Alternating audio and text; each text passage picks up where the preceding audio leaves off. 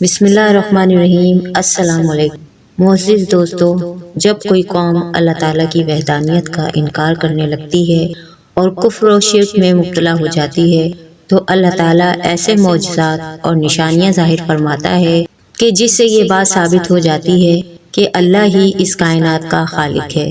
ناظرین، کیا کوئی شخص 300 سال تک بغیر کچھ کھائے پیے زندہ رہ سکتا ہے؟ معزز دوستو، ہم بات کرنے جا رہے ہیں اصحاب الرقیم کی، جنہیں اصحاب کہف بھی کہا جاتا ہے۔ اصحاب الرقیم کو قرآن کی نشانی کیوں کہا جاتا ہے، اور یہ کون تھے، اور یہ کتنے لوگ تھے، ان کے نام کیا ہیں؟ کہا جاتا ہے کہ ان کے ساتھ ایک کتا بھی تھا۔ کیا اصحاب الرقیم کا کتا بھی جنت میں جائے گا؟ اور ایسی کیا وجہ تھی کہ ان لوگوں نے ایک غار میں پناہ لی اور جب سوئے تو پھر 300 سال سے زیادہ عرصہ گزر جانے کے بعد نیند سے بیدار ہوئے؟ اور اس کتے کا کیا کردار تھا؟ ان تمام سوالوں کے جوابات آپ کو اس ویڈیو کو دیکھ کر ضرور مل جائیں گے، اور اس واقعات کو ہم قرآن و سنت کی روشنی میں بیان کریں گے۔ ویڈیو کو اینڈ تک ضرور دیکھیں۔ چینل پر نئے ہیں تو سبسکرائب کر کے بیل کے بٹن کو دبا دیں۔ آج کی اس ویڈیو میں ہم ایک ایسی قوم کا ذکر کریں گے جس نے اللہ کی وحدانیت کو للکارا تھا اور اللہ کی قدرت کا انکار کیا کہ اللہ کو اس بات کی قدرت نہیں کہ وہ مرنے کے بعد دوبارہ حشر کے میدان میں زندہ کرے گا اور یہ دوبارہ اٹھائے جائے گا۔ جب اس بدبخت قوم نے اللہ کی وحدانیت اور اس کی قدرت کا انکار کیا تو کس طرح اللہ تعالیٰ نے اس قوم کے سامنے اپنی قدرت دکھائی، اور اللہ تعالیٰ کی وحدانیت پر ایمان رکھنے والے چند نوجوانوں کو کئی سو سال مردہ حالت میں رکھنے کے بعد دوبارہ ان کو زندگی عطا کی، اور وہ کیا حالات تھے جن کی وجہ سے اللہ تبارک و تعالیٰ نے ان نوجوانوں کو 300 سال سے زائد عرصے کے لیے موت کی نیند سلا دیا، اور پھر کس طرح ان کو دوبارہ زندہ کیا، اور جب یہ دوبارہ زندہ ہوئے تو اس دور کے لوگ ان کو دیکھ کر کیا کہتے تھے۔ حضرت عیسیٰ علیہ السلام کے زمانے کی بات ہے۔ اللہ تبارک و تعالیٰ نے آپ علیہ السلام کو فلسطین کے ایک علاقے پر مبعوث فرمایا جہاں بت پرستی عروج پر تھی۔ اس علاقے پر ایک یہودی بادشاہ حکومت کرتا تھا جو رومن حکومت کے ماتحت کام کرتا تھا۔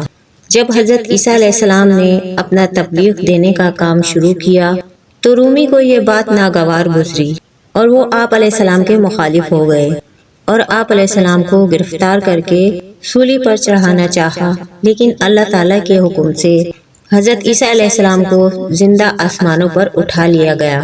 عیسیٰ علیہ السلام کے اٹھائے جانے کے بعد عیسائیوں کے ساتھ بہت برا سلوک کیا گیا اور عیسائیوں کا حال بے حد خراب ہو گیا۔ لوگ بت پرستی کرنے لگے اور دوسروں کو بھی بت پرستی کرنے پر مجبور کرتے۔ خصوصاً ان کا یہودی بادشاہ دقیانوس بے حد ظالم تھا۔ جو بھی بت پرستی سے انکار کرتا وہ اس کو قتل کروا دیا کرتا تھا۔ ایک دن دقیانوس بادشاہ کچھ ایمان والوں کو بت پرستی سے انکار کی وجہ سے بیچ بازار قتل کر رہا تھا۔ دیکھنے والوں میں چند نوجوان بھی تھے جن کے دل میں اللہ کا خوف تھا، اور وہ نوجوان بت پرستی سے بیزار تھے۔ وہ بھی یہ سارا منظر دیکھ رہے تھے۔ اللہ تبارک و تعالیٰ نے ان نوجوانوں کی آنکھوں سے پردہ ہٹا دیا تو انہوں نے دیکھا جس مومن کو بھی قتل کیا جاتا فرشتے آسمانوں سے اترتے اور اس کی روح کو اپنے ساتھ لے جاتے۔ یہ ظالم بادشاہ اللہ تبارک و تعالیٰ کی ذات کو چھوڑ کر کفر و شرک اور بت پرستی کے اندر مبتلا تھا، اور اپنے ظلم و جبر کے زور پر لوگوں سے بھی بتوں کی پوجا کرواتا تھا۔ اور یہ دقیانوس بادشاہ اس قدر ظالم و جابر تھا کہ اگر کوئی اللہ کا نام لیتا یا بتوں کی پوجا سے انکار کرتا تو یہ ان کو اسی طرح سے قتل کروا دیا کرتا تھا۔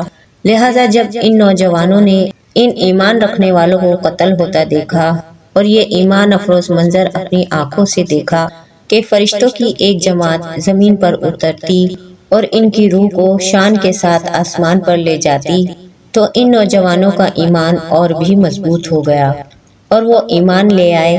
ایک روز بادشاہ دقیانوس کسی سفر کے لیے روانہ ہو رہا تھا کہ اس کو ان نوجوانوں کے ایمان لانے کا علم ہوا۔ یہ سن کر بادشاہ غضبناک ہو کر ان نوجوانوں کو دربار میں بلایا اور ان سے کہا، میں تمہیں 3 دن کی مہلت دیتا ہوں، میرے سفر سے واپس آنے تک تم لوگ ایمان سے پھر جاؤ۔ ورنہ میں واپس آ کر تم لوگوں کو قتل کر دوں گا۔ جب مہلت کا تیسرا دن شروع ہوا تو ان نوجوانوں نے آپس میں مشورہ کیا، کیوں نہ ہم اس علاقے کو ہی چھوڑ دیں، ورنہ دقیانوس بادشاہ ہم سے زبردستی بتوں کی پوجا کروائے گا، اور اگر ہم نے انکار کیا تو وہ ہمیں قتل کروا دے گا۔ لہٰذا تیسرے دن یہ صاحب ایمان نوجوان رات کی تنہائی میں حسب ضرورت کچھ سامان لے کر اس شہر سے روانہ ہو گئے۔ راستے میں انہیں ایک بکریاں چرانے والا چرواہا ملا، جسے ان نوجوانوں نے تمام ماجرا سنایا اور پھر اس کو ایمان کی دعوت دی۔ یوں وہ چرواہا بھی ان کے ساتھ چل دیا۔ چرواہے کا ایک کتا بھی تھا، وہ بھی ان کے ساتھ ہو لیا۔ یہ سب ساری رات پیدل سفر کرتے رہے۔ صبح وہ تمام شہر سے تقریباً 6 یا 7 میل دور ایک غار میں پناہ لی۔ کافی تھک چکے تھے، آرام کی غرض سے لیٹے تو انہیں نیند آ گئی، اسی لیے انہیں غار والے اصحاب الرقیم اور اصحاب کہف کہا جاتا ہے۔ جب واپسی میں دقیانوس بادشاہ کو ان نوجوانوں کے غار میں پناہ لینے کا علم ہوا تو اس نے اپنے غلاموں کو حکم دیا کہ وہ غار کے منہ پر ایک مضبوط دیوار چنوا دیں تاکہ وہ لوگ بھوک اور پیاس کی وجہ سے اسی غار میں مر جائیں اور وہ غار ہی ان کی قبر بن جائے۔ جس ملازم کو غار کے منہ پر دیوار بنانے کا کام سونپا وہ ایک صاحب ایمان اور خدا ترس آدمی تھا۔ اس نے اصحاب الرقیم، اصحاب کہف کے نام اور ان کی تعداد اور ان کا پورا واقعہ ایک تختی پر لکھوا کر دیوار کی بنیاد میں ایک تانبے کے صندوق کے اندر رکھ کر دیوار کے نیچے چھپا دیا اور دیوار تعمیر کروا دی۔ اصحاب الرقیم تقریباً 309 سال تک سوتے رہے اور اس عرصے میں انہیں کوئی آہٹ، کوئی آواز بھی بیدار نہ کر سکی۔ اس تمام عرصے میں کئی حکومتیں آئی گئیں، یہاں تک کہ ایک بادشاہ جس کا نام بیداروس تھا وہ حکومت کرنے لگا۔ وہ بادشاہ صاحب ایمان اور نیک دل تھا۔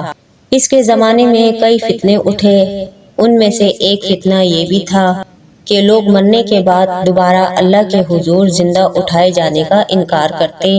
اس قوم کی یہ حالت دیکھ کر بادشاہ بیداروس رنج و غم میں مبتلا ہو کر خود کو ایک کمرے میں بند کر کے گوشہ نشین ہو گیا۔ بادشاہ بیداروس رو رو کر اللہ سے دعا کرتا، عبادت کرتا، یا اللہ اس قوم کو ہدایت دے، اے میرے اللہ کوئی ایسی نشانیاں ظاہر فرما دے جسے دیکھ کر اس قوم کو مرنے کے بعد دوبارہ زندہ اٹھائے جانے پر یقین آ جائے اور قیامت کے واقع پذیر ہونے کا یقین ہو جائے۔ اللہ عز و جل نے بادشاہ کی دعا قبول فرما لی۔ ایک دن اسی غار کے سامنے سے ایک بکری چرانے والے چرواہے کا گزر ہوا اور وہ اسی غار میں کچھ دیر آرام کی غرض سے رکا۔ اس نے غار کے منہ پر بنی اس دیوار کو گرا دیا۔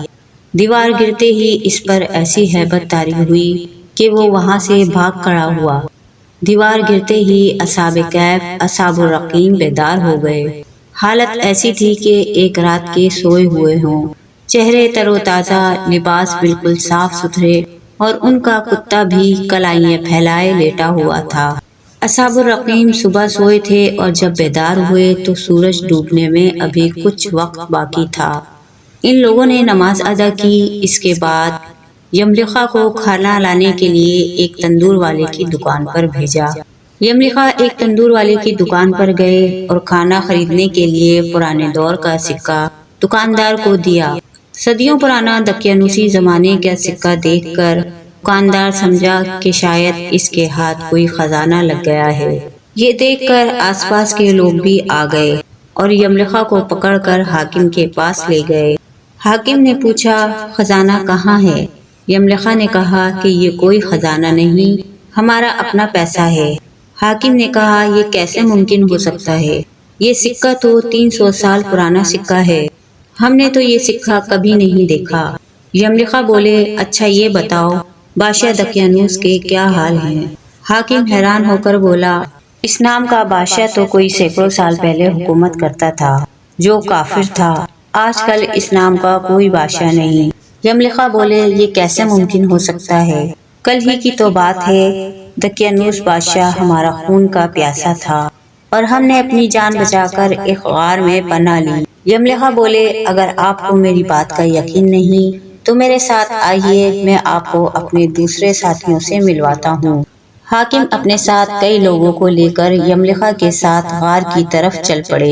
غار میں موجود اصحاب کہف نے غار سے باہر لوگوں کی آوازیں سنی تو یہ سمجھے کہ شاید یملخا پکڑے گئے ہیں اور اب دقیانوسی فوج ان لوگوں کو بھی پکڑنے آئی ہے۔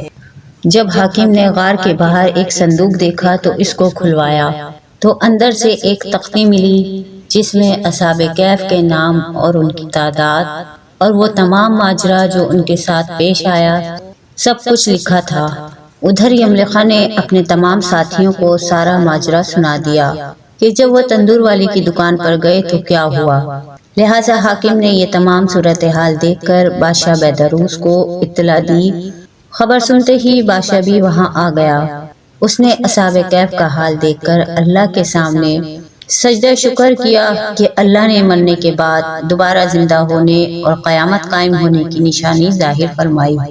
اس کے بعد اصحاب الرقیم یعنی اصحاب کہف نے بادشاہ بیدروس کو دعا دی کہ اللہ تمہاری بادشاہی میں برکت عطا فرمائے، اور سلام کرنے کے بعد واپس غار کے اندر جا کر اسی مقام پر سو گئے جہاں سے بیدار ہوئے تھے، اور پھر اللہ تبارک و تعالیٰ نے اسی نیند کی حالت میں اصحاب کہف کو موت دے دی۔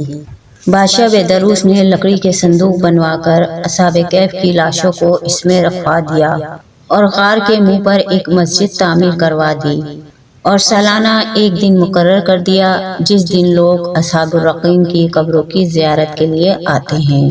ناظرین، اصحاب کہف کی تعداد کے بارے میں علماء دین کی بہت سی رائے پائی جاتی ہیں۔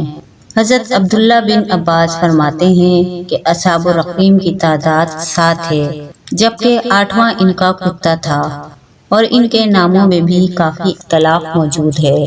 حضرت علی رضی اللہ تعالیٰ عنہ سے روایت ہے کہ ان کے نام یہ تھے۔ معزز ساتھیوں، سوچنے کی بات ہے کہ آخر ایسا کیسے ممکن ہوا کہ اصحاب کہف پر وقت اثر انداز نہ ہوا اور نہ ہی ان کے ظاہری خد و خال میں کوئی تبدیلی واقع ہوئی، جبکہ ان کے آس پاس 300 سال سے زیادہ عرصہ بیت گیا، مگر جو نظام کائنات چلاتا ہو اور جو تمام جہانوں کا پالنے والا ہو، اس کے لیے کچھ بھی ناممکن نہیں۔ یہ تو صرف ہماری سوچ محدود ہے، اللہ کے لیے سب کچھ کن فیکون کی دوری پر موجود ہے۔ دوستو، امید کرتی ہوں ویڈیو پسند آئی ہوگی۔ اس ویڈیو کو زیادہ سے زیادہ لائک اور شیئر کریں، چینل کو سبسکرائب کریں اور بیل کے بٹن کو دبا دیں۔ جزاک اللہ۔